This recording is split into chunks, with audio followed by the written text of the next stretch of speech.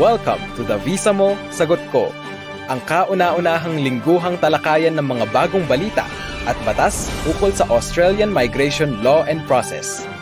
Tuwing Miyerkules 6 to 6:30 ng gabi mula sa Auspac Visa. Auspac Visa is a trusted Australian migration agency for Filipinos all over the world. Auspac Visa is the home for all Filipino professionals, skilled workers, partners, families, students, graduates, and trainees who want to visit, live, work, and permanently stay in Australia.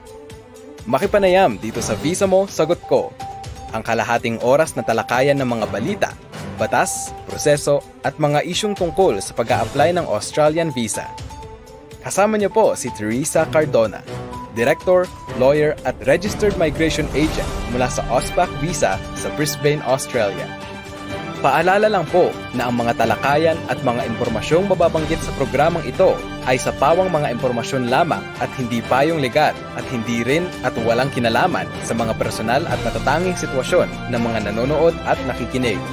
Ang Australian Immigration Law ay madalas na nagbabago kung kaya't makabubuti na ugaliing magsayasat at humingi ng payong akma sa inyong pansariling pangangailangan. At ngayon, live mula sa Brisbane, Australia, ang inyong host at tagapagtalakay ng mga balita, issue, batas at proseso na nauukol sa Australian Migration and Visa Application, Teresa Cardona, Director, Lawyer, and Registered Migration Agent from Auspac Visa.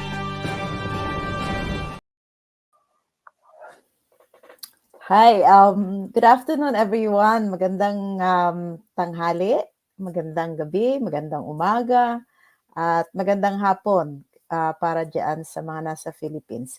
Dito sa Australia medyo madilim kasi malamig-lamig pa ng konti, at least dito sa Brisbane. But I don't know in other parts, siguro mas malamig pa ng konti. Pero papasok na kami rin sa summer. Anyway, magandang gabi sa inyong lahat. I know marami tayong mga balita ngayong gabi. Maraming pagbabago and we expect more changes coming in November up until December kasi parang ang dami-daming plano ng immigration, possibly because, elections are coming dito sa Australia, I know in the Philippines, magkakaroon din ng election. But in Australia, immigration is a big issue pagdating sa election. So, mga defining, mga defining conviction to Kaya palagi ito na pinag-uusapan sa parliament, pinag-uusapan sa radio, pinag-uusapan sa mga blogs, kahit sa mga social media platform, no? Kasi nga, parang immigration, yung migrants, paglabas, pagpasok ng mga tao dito sa Australia, is really defining kung anong klaseng economy magkakaroon ng Australia in the next 5 years. Kaya mabilis yung pagbabago. It's a very dynamic area of law. Hindi kagaya sa ibang areas of law na medyo stable, medyo standby sila. Pagdating sa immigration, bago-bago, maraming mga changes kahit na overnight, maraming changes. And this is probably the reason why I love immigration law, no? Kasi maraming challenge, maraming pagbabago, hindi mo pwedeng gamitin yung ginamit mo noong isang taon at sabihin mo this is still good. It can't be that way because immigration law in Australia is very, very dynamic. So maraming salamat sa mga nakikinig ngayon. This is going to be a whole pack of different things going on with the immigration. So I know yung mga tagapakinig natin ngayon, yung mga followers natin, they're very interested with all these changes because it may affect their future plans to come over to Australia. O kaya naman para dun sa mga iba na nakalodge na, paanong makaka-apekto ito sa mga priority processing at ano ba yung aasahan nila sa immigration. Matutupad pa ba ang pangarap o pwede nang kalimutan, no? Pero siguro doon tayo sa area ng matutupad yung pangarap kaysa sa kalimutan, no? Positive tayo palagi pagdating sa ating mga kababayan na gustong pumunta ng Australia. Okay, so just like before, if you have some questions, feel free to just put it in the comment box. We're going to read them later on. And but for the meanwhile, I'm going to give you some, bits and pieces about what's going on with Australian immigration law and visa processing. So tonight, we are going to look at the ART being a replacement of AAT.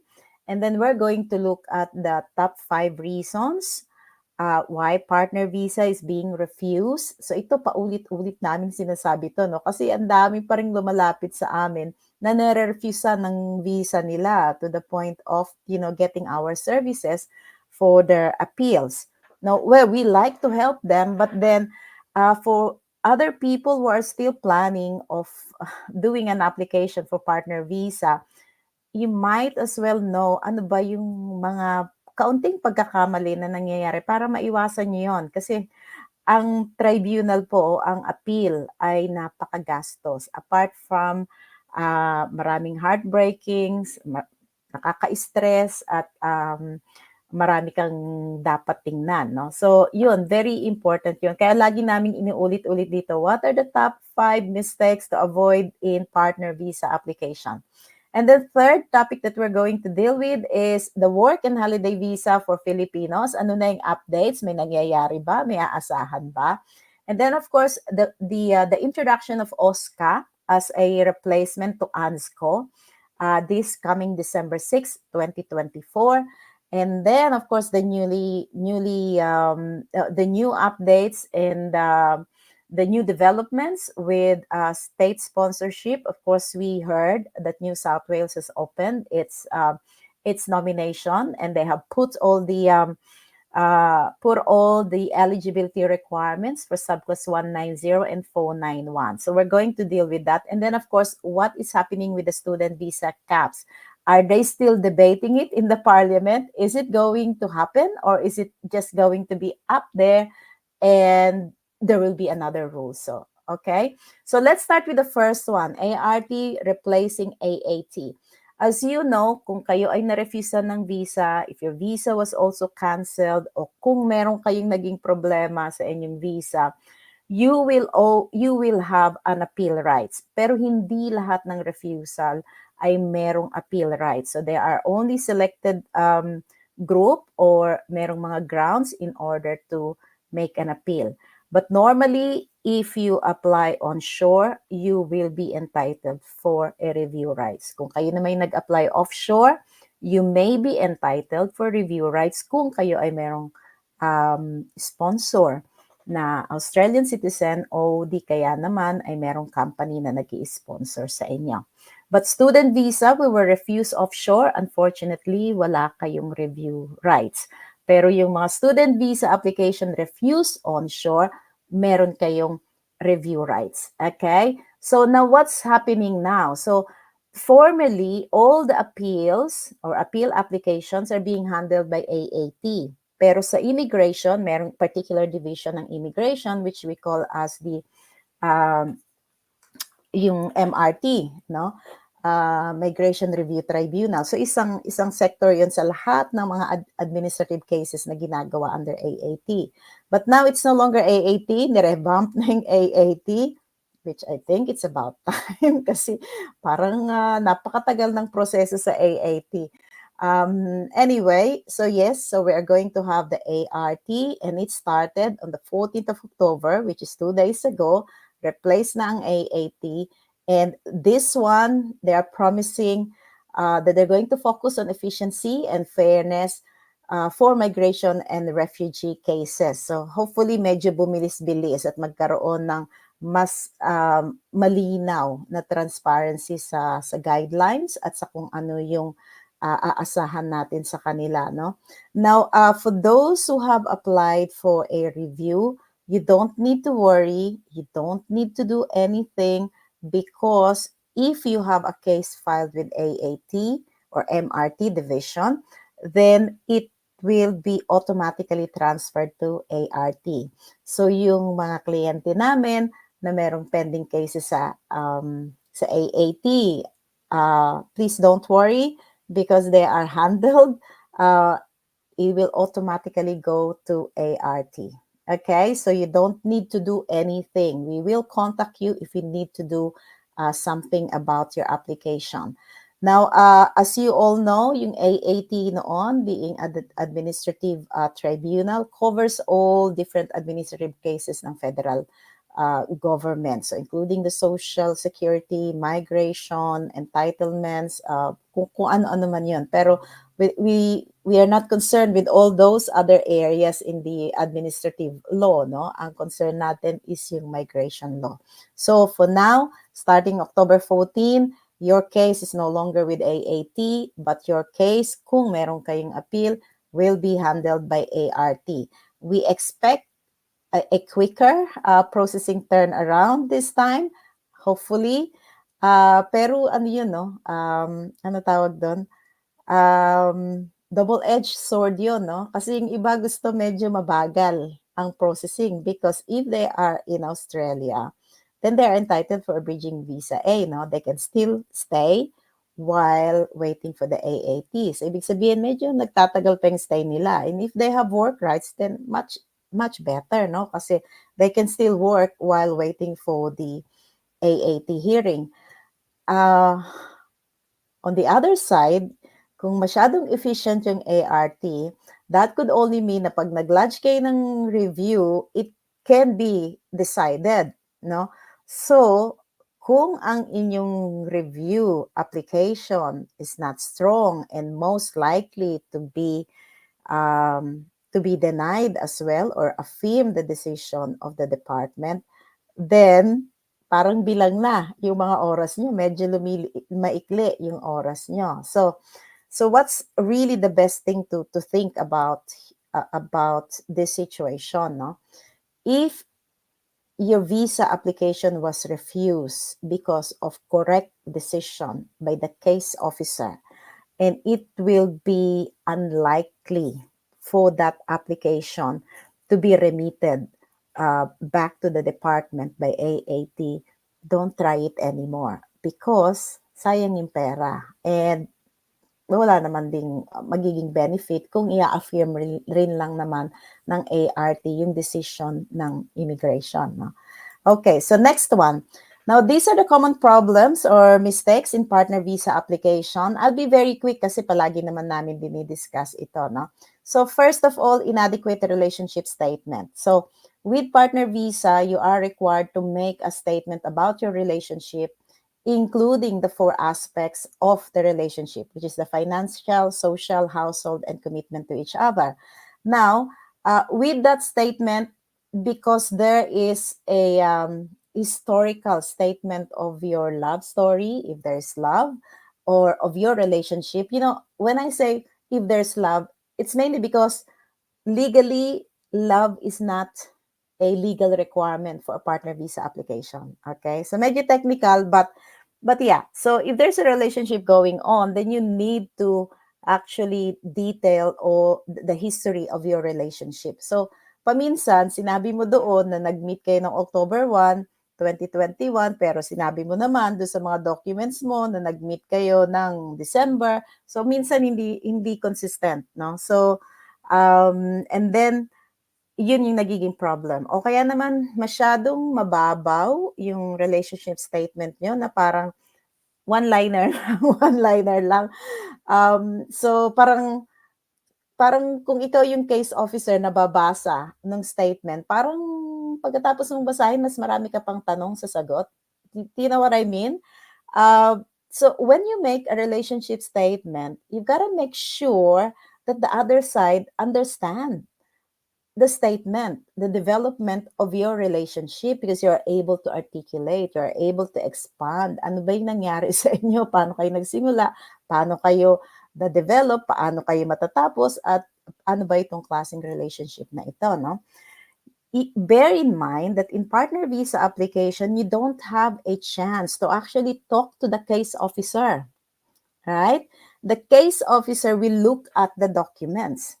They're not going to knock on your door saying, kumusta kayo dyan? Ano ba nang totoo ba tong relationship niyo? No, they're not going to do that. Sa Amerika lang yun nangyayari. Pero dito sa Australia, wala pang ganon. So everything will be based on your documents. So ang mahal ng partner visa, no? It's 9,200 plus.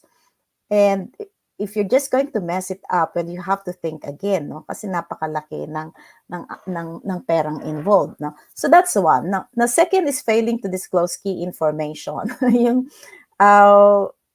meron kaming naging kliyente noon, if I may share, no? Meron kaming kliyente noon. So she did her own application. Naging kliyente namin siya kasi nagkaroon na siya ng problema. So she took an agent from the Philippines, and dun sa kanyang application, sinabi niya na meron siyang asawa. Doon sa kanyang previous relationship, sabi niya merong dalawa. Yung isa namatay na at yung isa naman ay tapusing annulment. So okay, there's no problem.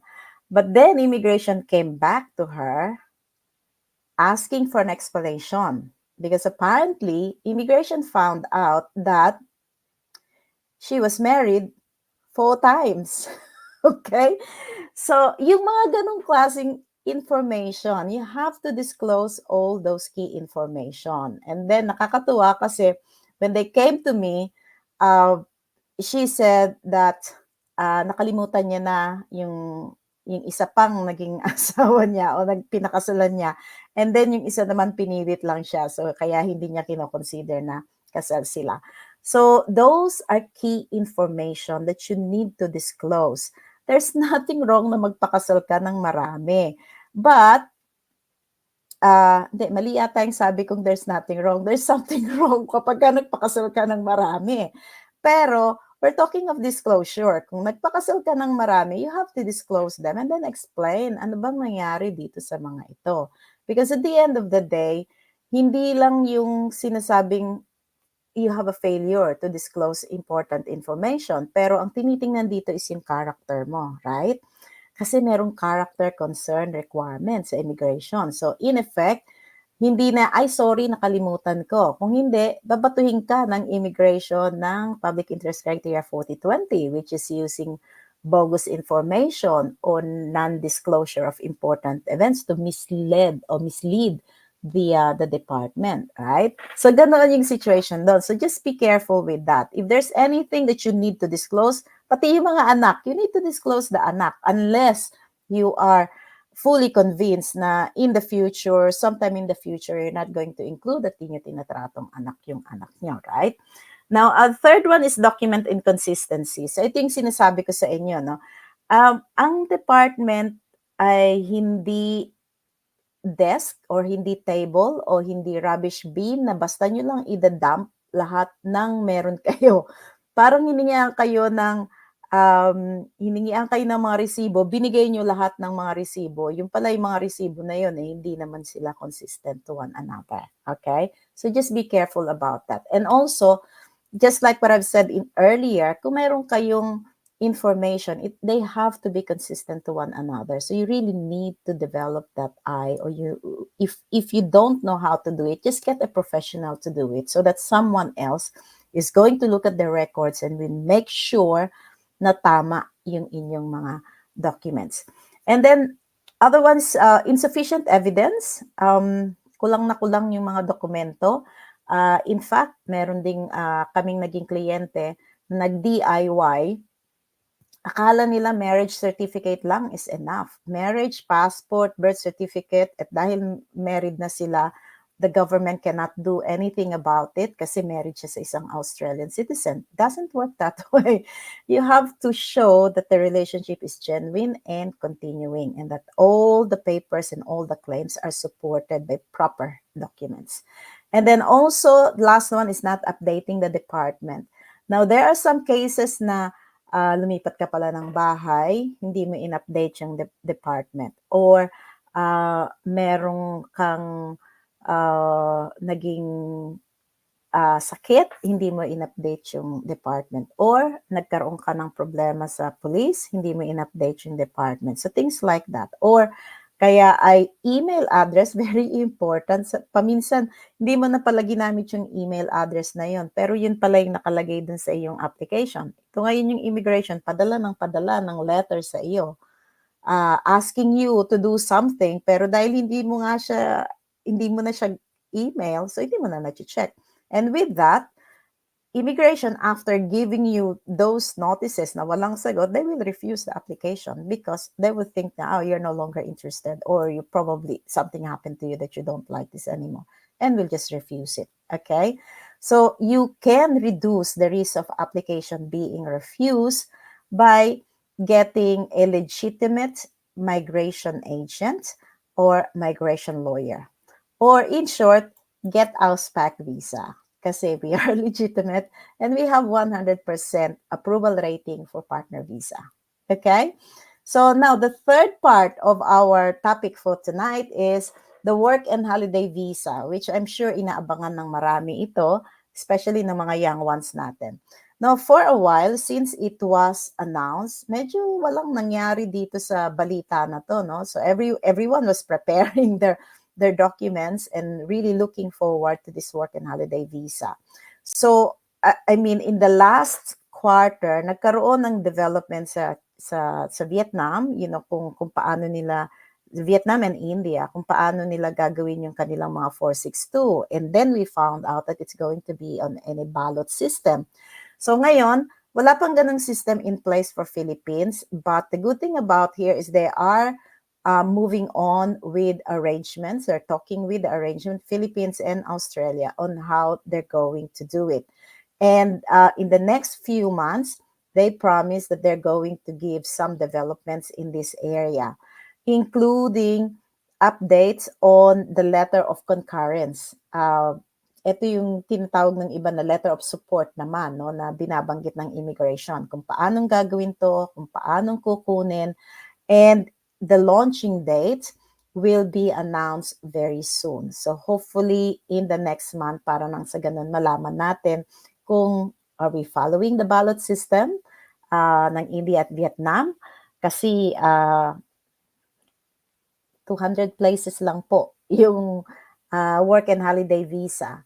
And there is an interpretation there that because this is an exchange between Australia and Philippines youth, baka maging hati, no? Tagwa 100 Filipinos coming to Australia, 100 Australians going to the Philippines. We're not yet sure, but that 200 is locked in for Philippine-Australia work and holiday visa. So let's see and find out. No? Pero the good thing about there is at least magkakaroon ng clarity about the letter and about the mechanism. Okay, so let's watch out on that. We will continue to update you on that. Now, another development that's meant to happen in December is the transition of ANZSCO to OSCA. Bago ito, no? Kasi ang ginagamit po natin, ANZSCO Dictionary, no? So, for all the occupations available in Australia. So, iisa lang yung dictionary, yung occupation dictionary that Australia and New Zealand are using. So, with the new OSCA, it's going to be aligned with the labor market needs of Australia. So New Zealand will have its own system, but it doesn't necessarily mean na hiwalayan blues na ito, no? They can go OSCA, yung ating occupation dictionary, pero meron pa rin comparability between the two countries, no? So we don't have any copy yet of OSCA, but then we're going to update you kung ano yung mga nabago dyan. And hopefully, mas expanded, mas lumawak, especially those occupations na wala ngayon sa ANZSCO kasi ang dami-dami na talagang pag binasa mo, very qualified, ang laki ng ng kanilang work experience, and you know that Australia needs them. But because it's not on the occupation list, hindi mo masabi sa kanilang, yeah, you are okay to come on skilled migration. So we expect na magkakaroon ng expansion, yung mga naiiwan ay makapasok dito sa bagong OSCA. And of course, there will be impact with skilled migration because we are thinking that the OSCA, if it's replacing ANZSCO, then there will be a new list of occupation that will be allowed or that will be used for skilled migration. So that's our expectation. But anyway, we will see and find out. Remember last time, sinasabi ko na magkakaroon ng replacement for 482 for the skill and demand list. So, meron dong isang stream na sinasabi rin na yung mga nawala doon sa listahan pwedeng makapasok, no?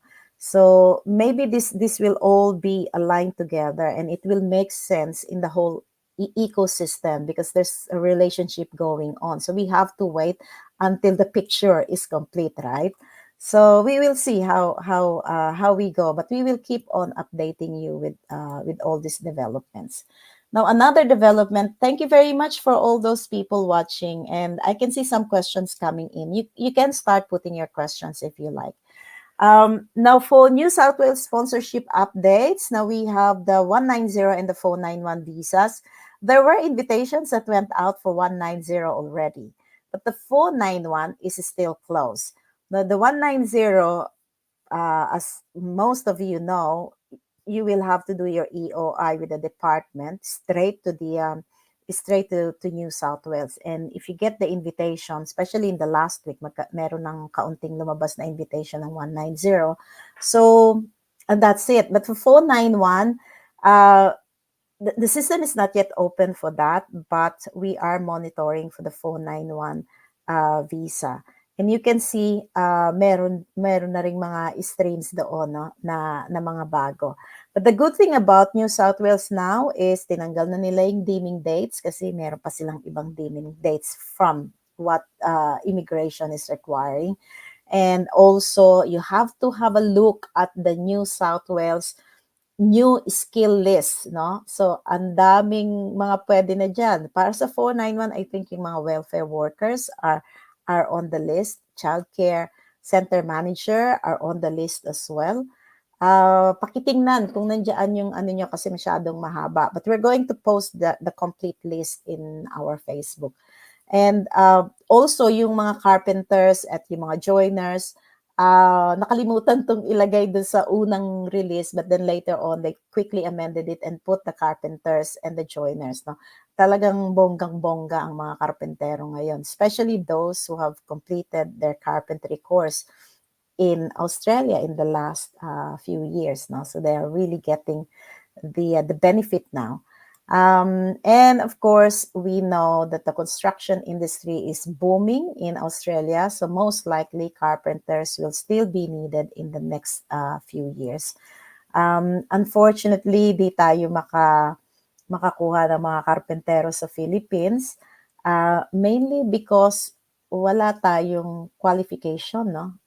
There's so many skilled carpenters in the Philippines, but the problem is, pag nagpunta po kasi kayo ng Australia, you need the qualification and the work experience. So yung dalawa na yun, qualification and skills.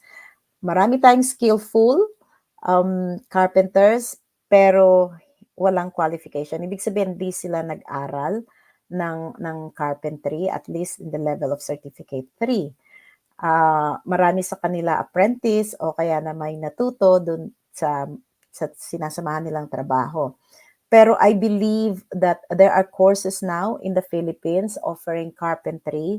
So kung nasa carpentry talaga yung gusto nyo, go for it, mag-aral po hanggang sa level ng Certificate 3.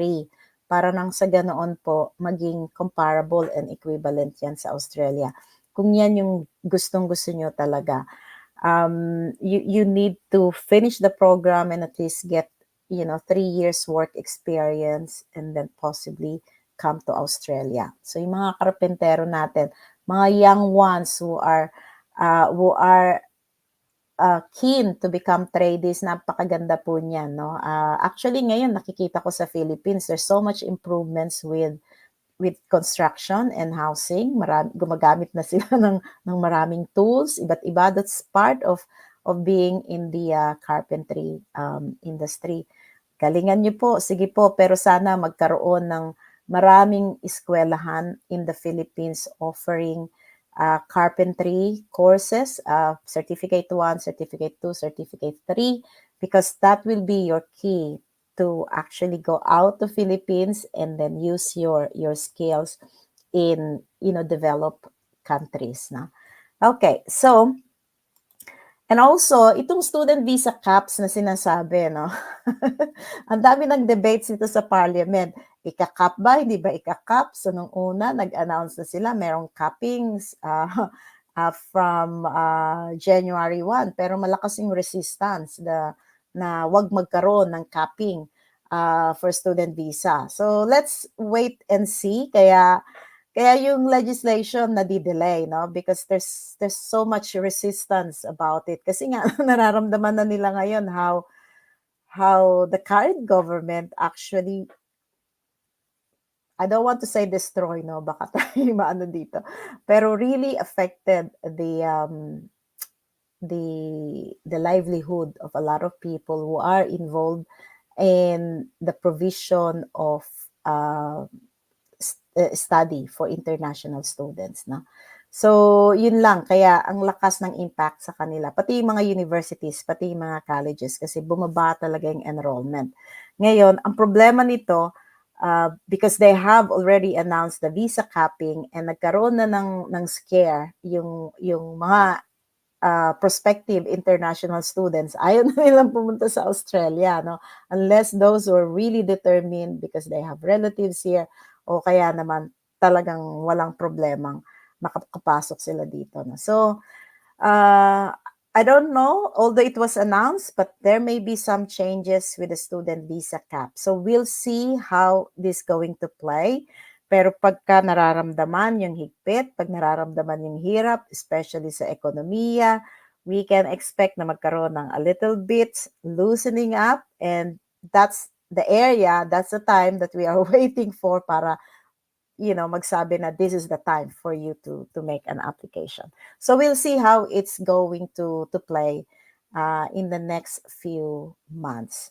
Okay. Now, as usual, we do encourage you to be informed all the time. And if you need to get some help, please do so. Kahit na sa initial consultation lang, para nang sa ganon, magkaroon kayo ng migration plan, malaman nyo kung ano yung journey na gusto nyong kunin. And for those other things na sa palagay nyo you cannot tackle, you cannot handle, please don't risk it. We are here to help you. You can always give us a ring. You can always book for a consultation so that you know what you are going to deal with or you know what you're dealing with. At kung may problema pa kayo about immigration and visa processing, just let us know. We are more than happy to help you, to assist you, and to explain to you what you do not know. No, sometimes kasi pag marami kayong naririnig, akala nyo pwede rin sa inyo yon, no? So, ang istorya niya sa kanya, ang istorya niya sa kanya, ang istorya mo ay sa iyo. Baka magkaiba at hindi pareho. O kaya naman baka meron pang mas maganda sa iyo.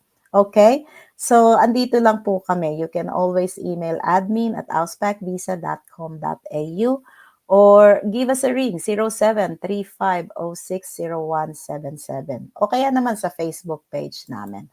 Okay, again, we have a lot of things in different social media platforms. So if you are here watching us, please do like or share or follow us or tell your friends. So meron din kaming Instagram, Pinoy Auspac Visa. Meron ding YouTube. There's a lot of followers in YouTube. And maraming mga questions doon, kaya lang hindi na namin masyadong napupuntahan para sagutin yun. No? But most of them, I do receive a lot of text messages saying to me na thanking me for the questions that I have, pero nasa sagot because of a discussion like this. No? And then for other people who have special needs or special concerns, you can always book for a consultation. Sa TikTok naman, nandyan rin kami yung paunti-unting mga ginagawa namin dito. So you can also follow us that way. Okay, so let's move on to question and answer. So, tingnan natin kung sino yung unang tanong. Maraming salamat sa mga umattend ngayong gabi na ito. No? Medyo marami tayo palagi. Okay, so let's move to the question and answer. Okay, this is from Mama Susan. Tanong ko lang po, attorney, nag-Masteral of Electrical Engineer si Habi. Ngayon sa Sydney, 37 na po siya. pag nag-graduate, wala din siyang experience na related sa course niya. Anong visa pwede sa kanya after student visa? Yun ang problem because he's no longer eligible for subclass 485, no? Kasi hanggang 35 years old lang yun. Ngayon, kung ang masters niya ay masters by coursework, yep, wala tayong 485 dyan. Kapag ka masters by research, there will be a 485 there waiting. Ngayon, kung wala, unfortunately, he will not have enough time to actually practice what he has learned in Australia. So maybe if yung kanyang previous course ay engineering din, so maybe he can work in that, keep working in that profession. And then hopefully there will still be a 407. This is not conclusive na pwede siya, no? Because there's a 1-year work experience requirement to be able to get to 407 for a training with a company. Or maybe use the previous experience niya before coming over to Australia and find an employer now using the past experience. So maybe he'll be able to make it under 482. Kasi mind you, yung mga nag-student visa tapos ganyang nagma-masters na, may mga experience na yan sa Philippines na kung titingnan nyo, dapat hindi na nag-student visa. Na. May mga experiences sa Philippines. Now, if you have at least 2 years work experience in the nominated occupation and you see an employer willing to sponsor you because you have the 2 years experience in the last 5 years, then that's okay. No, 482 ka, pwede mong iwan yung student visa kung meron ka ng 482 visa. Okay? So, have a look at your situation. Have a look at the resume. Kung ano man yung past nyo, baka you can actually pick up something from the past. 5 years lang, the last 5 years. Okay, next. Ren Balbuena Smith, sabi niya, ma'am, okay lang po bang mag-shift ang cookery to Bachelor of Nursing since bigla na po kasi nawala ang chef sa New South Wales? Di ba yun red flag? Okay, if your student visa was granted to you because you would take up cookery, that's vocational level. Pero pag nagpunta ka ng Bachelor of Nursing, that's a higher education sector. So you will need a new visa to shift to bachelor program. But I think your first hurdle there is if there's any university that would accept you or that would make you an offer. Kasi napakahirap kumuha ng offer ngayon sa mga university, especially kung nandiyan ka na sa cookery. No? So, ngayon, if you said na because chef is no longer on the list of New South Wales, kung under 35 ka, you're still eligible for 485. And most of the chefs do not go to skilled migration. They go to 482, which is the employer-sponsored visa. So have a look at that. Kasi parang malayo. Unang-unang problema mo from cookery, ngayon nursing, it's there's a lot of red flags there. I wouldn't do it if I were you. Okay. Okay, next one. Lanjo Lafi, hi attorney. Good evening po. Ask lang po if ma-add po ba ang 6 months 400 visa ko for 186 next year po. 482 po ako ngayon. Nag-start ako, 400 visa, same company, till na 482 na ako, going 186. Now, for occupation, work experience, yes, you can add that. But you cannot add the 6 months towards the counting of your 482 visa because you need to have held 482 visa for 2 years now bago ka maging eligible sa 186. I hope that makes sense. Okay. Kathleen Duran Torres, can you please explain the last remaining dependent visa? Mahaba yan. Kathleen, mahaba ang sagot dyan sa last remaining dependent visa. But anyway, just for a short explanation, All the keywords are there. Last, remaining, relative. That's not dependent. The last remaining relative. So in other words, it doesn't need to be dependent. Can be not dependent. Basta relative siya. Now, so, alimbawa, nandito lahat ng kapatid mo sa Australia. Ikaw na lang yung naiiwan sa Philippines. Meaning to say, last ka, no? And, tanong dyan, remaining ba? Are you the last remaining relative? Okay. Kung ikaw ay mag-isa, single, walang asawa, lahat sila nandito na sa Australia, meaning even your parents. So, talagang mag-isa ka lang. So, that is okay. So, qualified ka. Pero kung halimbawa naman ay nandito na silang lahat, ikaw na lang ang naiwan sa Philippines, pero may asawa ka, you're no longer the last remaining relative. You could be the last but not the remaining kasi meron ka ng sariling pamilya. You have your own family. Okay? Or in many cases, isa ka na lang sa Philippines, nandito na lahat ng kamag-anak mo, pero si tatay pala ay merong anak dati sa iba. So, ibig sabihin, meron kang step brother o kaya meron kang step sister. Are you still eligible? No more. Di ka eligible because a half sister or half brother are legitimate siblings from the point of view of Australia. Okay? So I think by example, you can work it out. Yep. So next, Apple Ramirez Kabungkal. Hi po, attorney. Mag-expire po ang student visa ko sa March 2025. I am currently studying Diploma of Nursing pero sa February 2026 pa po ang end ng course ko. Bakit mas maaga yung expiry sa end ng course? Okay. Plan ko pong mag-pursue ng Bachelor of Nursing po after mag-end ng course. Advisable po bang mag-apply po ng new student visa for my Bachelor for 2026 intake and makover na po yung end ng visa next year for the upcoming course? When po ang earliest that I can lodge for new student visa? Thank you. Okay. Shania, wag mo munang tanggalin ha sa screen because that's a long so many details there. Okay, so mauunang mag-expire yung student visa mo sa tapos ng diploma. Now, you will need to apply for a diploma program, right?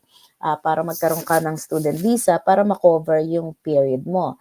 Now, if you want to go for Bachelor of Nursing at meron kang letter of offer and COE, kung baga, dire-diretso ka na. From Diploma of Nursing, magkakaroon ka ng letter of offer, ng Bachelor of Nursing, magkakaroon ka ng COE, ibig sabihin nagbayad ka for the 2026 intake, pwede ka nang mag-apply ng one application, one student visa application, pero for the higher sector, higher education sector, para makover mo lahat yon. But at this point in time, I think it is unlikely that you'll be able to get a COE or a letter of offer, but it's worth the try kung merong nag-aasikaso sa iyo ng enrollment para dun sa university. Yeah. Pwede yun kung bibigyan ka ng letter of offer COE para sa bachelor program for 2026. Okay. Thank you. From Chris Relosa, good evening po. Ask po ako, if under subsequent 482 visa onshore, if expire na visa, pwede bang bridging to student visa?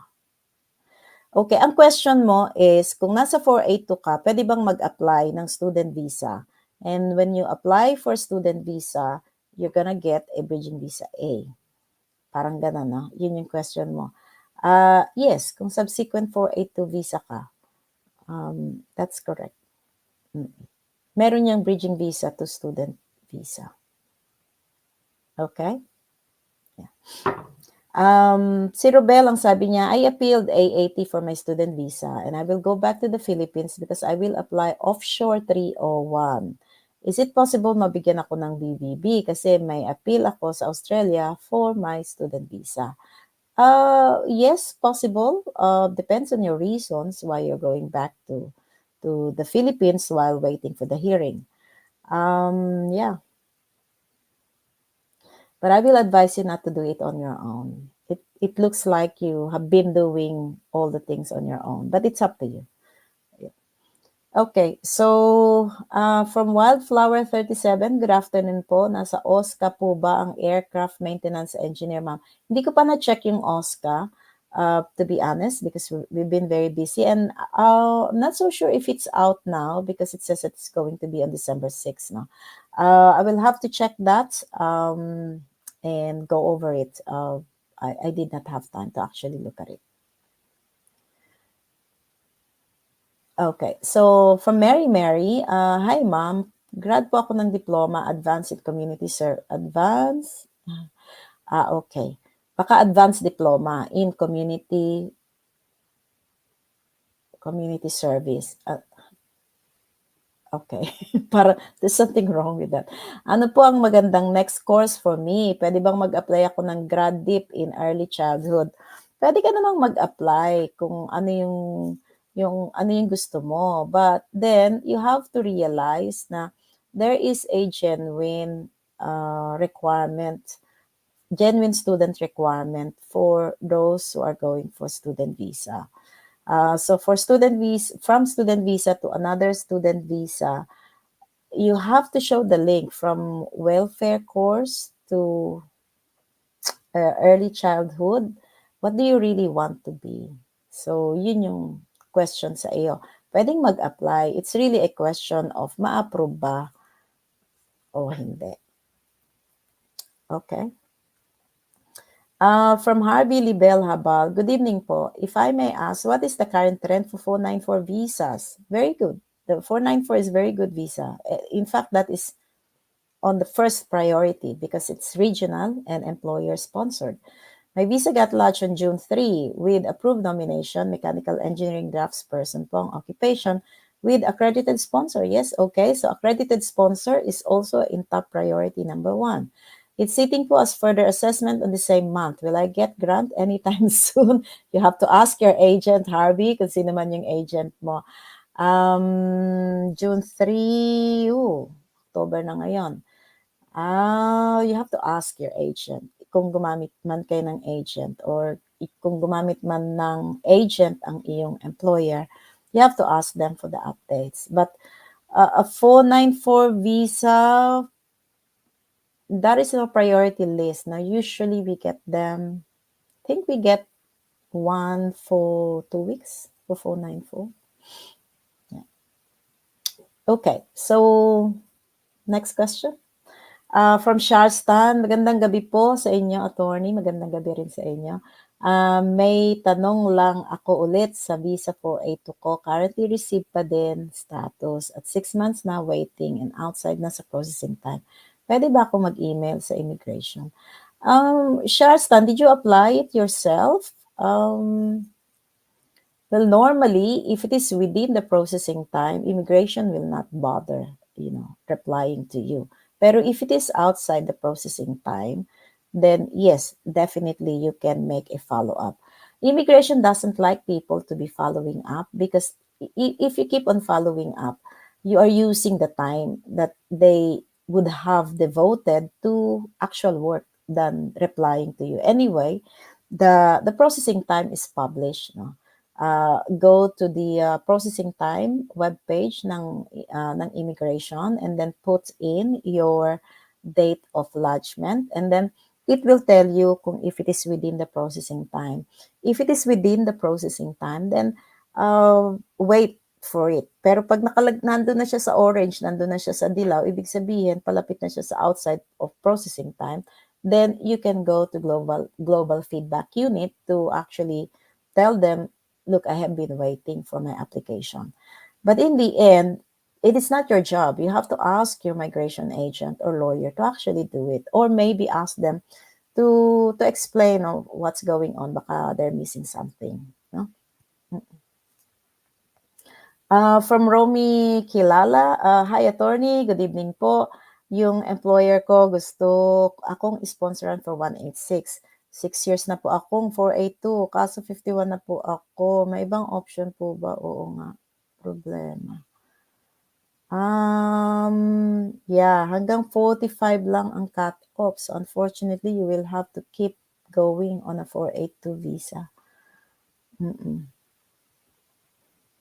Kung, kung ikaw naman ay mag-isa lang dito, single, walang pamilya, puwede kang mag-jump sa family visa, no?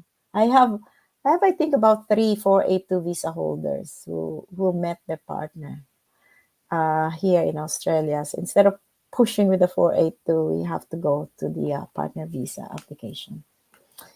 Okay, so R2B3, good evening po, attorney. Pwede bang mag-apply ng PR ang wife ko na dependent sa visa ko under TSS 482? Kasi 45 na ako. Maraming salamat.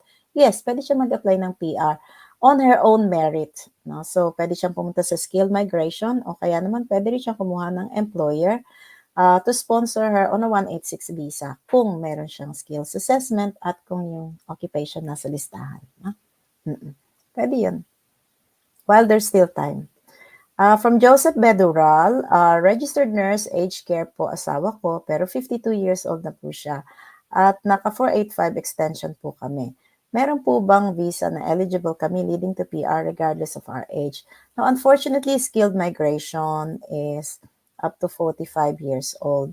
Now, if it is a TSS visa, halimbawa 482 visa, and if it is under labor agreement, merong mga exemption o merong ibang mga concession sa labor agreement na wala sa standard 186 o 482, no? Which malalaman nyo lang doon sa labor agreement mismo. Kung nakalagay doon na pwedeng mag-nominate yung employer mo ng someone like you up to age 55 or up to age 51, then pwedeng gawin yon, no, under labor agreement. Pero kung wala sa standard processing ng employer sponsorship, hanggang 45 lang. Yeah. From Rio, attorney, if my child wants to take his MS by coursework, is this master's? By coursework in bioinformatics at age 26, there's a pathway for him after graduation, or should he shift MS by research after first year of master's? Ano yung MS by coursework? Is that master's by coursework? Kasi kung master's by coursework at age 26 siya, she is still eligible for subclass 485. 485 will give her 2 years of stay in Australia. Nag-aral naman siya sa regional, then possibility of having the second 485 for another year or so. So, yeah. Kasi parang walang purpose yung master's by research. Is it only to get the 485? Kaya magma-master's by research siya. So maybe the first one is okay as long as it's a CRICO's registered program for 485 purposes. Yeah, that's fine. Or might as well book a consultation so that we can really see the details of the course that you are saying. Okay. From Ren Balbuena Smith, kailangan mo pa din ba ng state nomination, ma'am, kapag sponsored ka na ng family sa 491? Okay, ako hindi ko na kailangan kasi Australian citizen na ako. Pero yes, kung family is sponsored ka, you can choose both, no? Say for example, ni-nominate mo 491 family sponsored, yeah, you can tick that. And then gusto mo rin to avail of the 491 state nomination, you can tick that.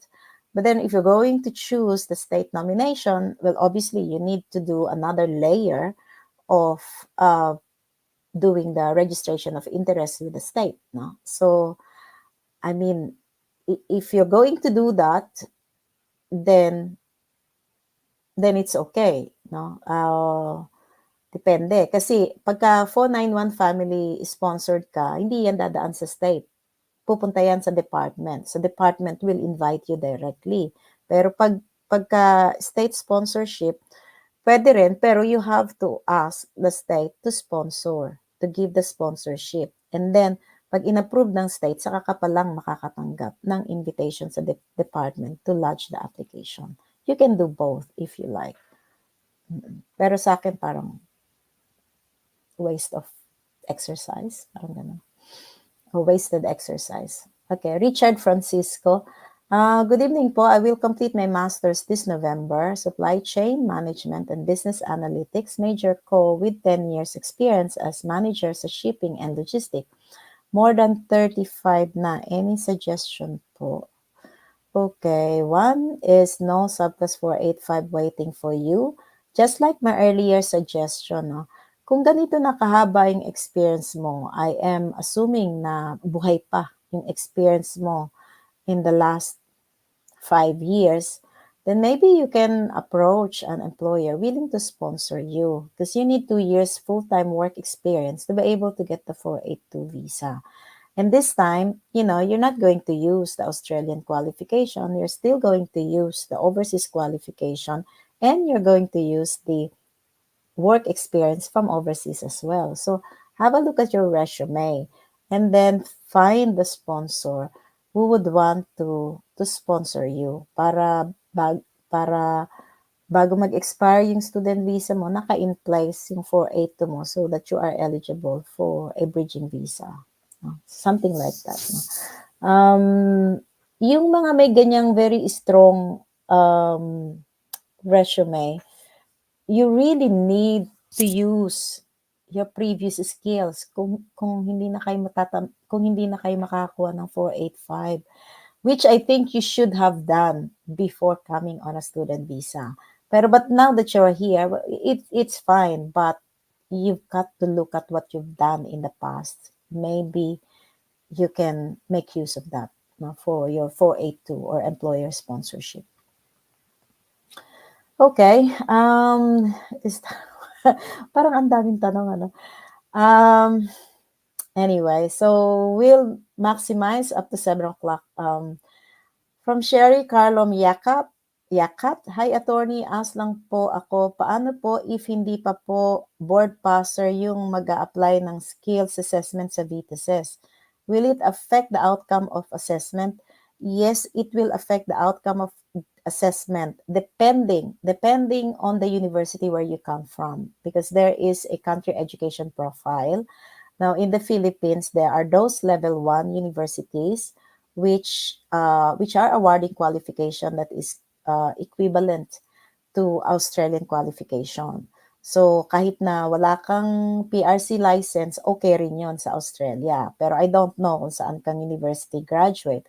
Pero dun sa mga ibang university na level 2, pwedeng nakatapos sila ng bachelor, pero yung bachelor nila, that will be considered in Australia as diploma only, unless they have the license. So, and VTSS wants a bachelor equivalent, right? So, kung galing ka doon sa university na nasa level 2, well, yeah, you need to have that license in order for VTSS to assess you as having a comparable qualification. Okay? Oh, from Zani, I don't know how to read your surname, but I will go. Attorney, anak ko, subsequent ko, is 20. Balak namin mag-apply ng PR next year. Maka-apekto po ba na dependent niya kung nag-work siya pero 30 hours lang per fortnight? It depends. Kung 20 years old siya but full-time enrolled, that's okay. Pero you need a submission to actually do that. Come to us and then we're going to have a look. Okie dokie. Eat, love, and travel with grace. Wow, that's a nice one. That's very positive. Okay. Eat, love, and travel with grace. My husband po currently nasa Western Australia with 482 medium term. 6 months na po siya sa company niya. Pwede po ba niya i-approach yung company niya para ma-sponsor siya for 186DE? Stream, he's 43 years old na po siya. Yes, definitely yes. Running out of time na siya.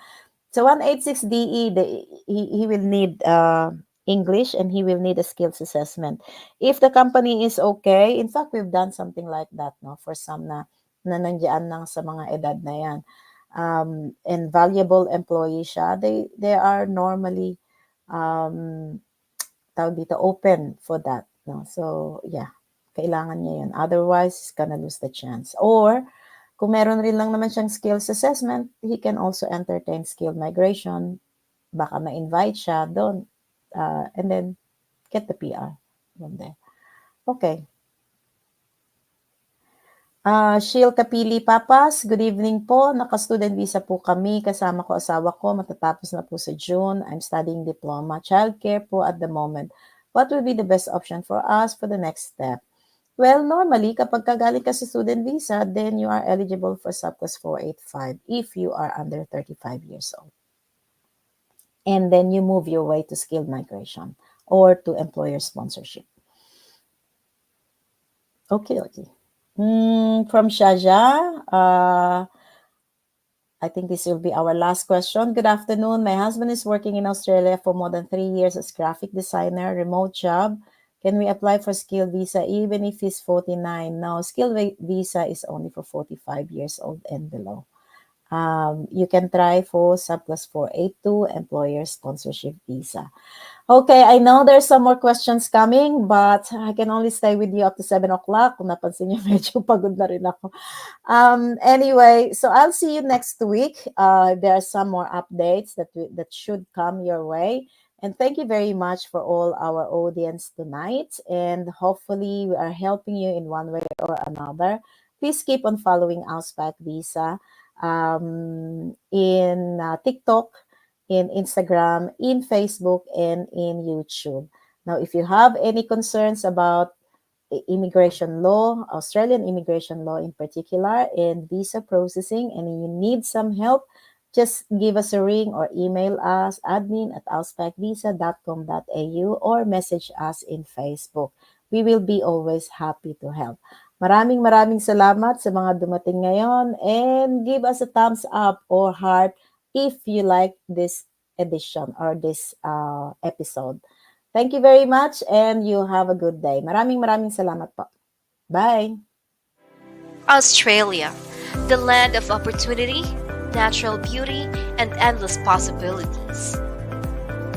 If you ever dreamed of calling Australia your home, Auspac Visa is here to make that dream a reality. At Auspac Visa, we specialize in helping Filipinos secure the Australian visa they need. Our team of experienced immigration experts is here to guide you every step of the way. From visa applications to paperwork, we handle it all. You can focus on planning your new life down under. And when the time comes, we'll be there with you as you take the oath and become an Australian citizen. Join the thousands of satisfied clients who have made their dreams come true with Auspac Visa. Australia is waiting for you. Contact Auspac Visa today and start your journey towards a brighter future. Auspac Visa, your trusted immigration law services. Call us today or visit our website to schedule your consultation.